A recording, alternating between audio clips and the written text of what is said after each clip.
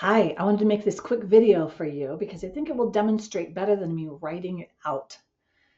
Our beliefs have so much power over our bodies.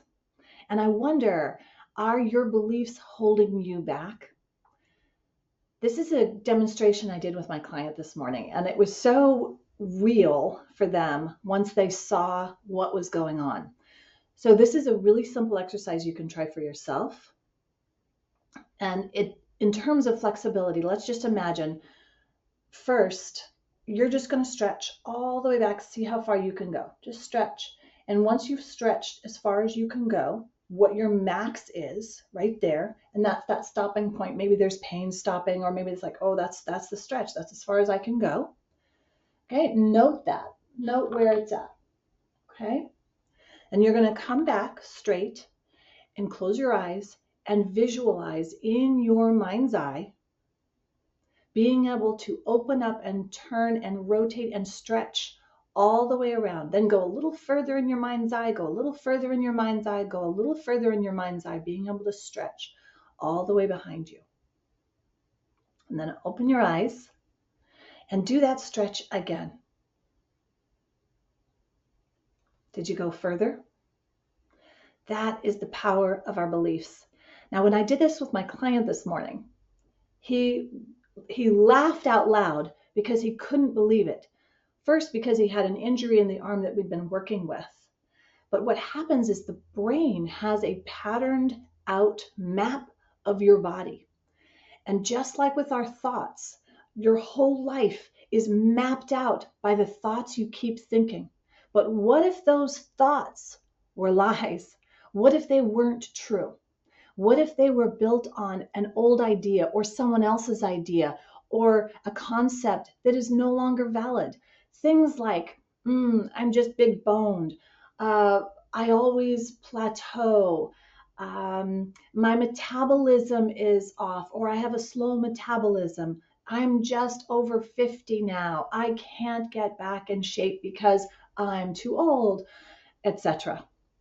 So those beliefs are what you are living by, and they need to be changed first before we can see in the physical world the change that we really want.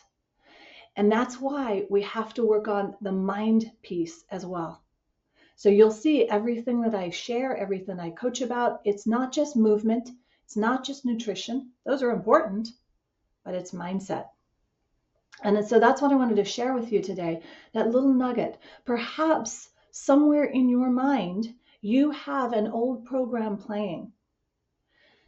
Whatever it is it true? Is it even necessary to be there? Maybe at one point it was something you bought into, someone else's. Usually what happens when I have a client who's coming to me at around this 50 age, we have an accumulation of a lot of other people's beliefs about us, about what things are, our parents' beliefs.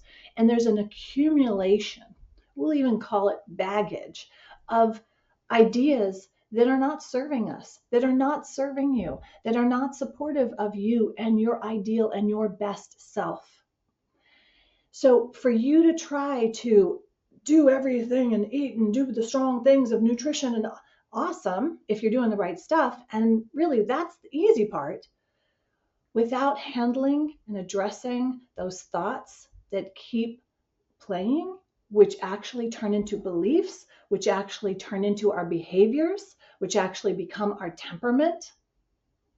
It may not, your temperament, you may not be lazy. You may not be all lethargic all day. That may not be who you really are at your core. It may just be something that you keep believing you are because you keep thinking that same thought. So what if you flip the switch on that? What if you started from that point and decided in this moment, what are the beliefs that I need to be thinking in order to be the person I know that's in me? I'll give you the other example. Michelangelo said in the carving of David, all he did was chisel away what didn't belong there. And that's what I'm going to ask you to do for this week. Focus on that.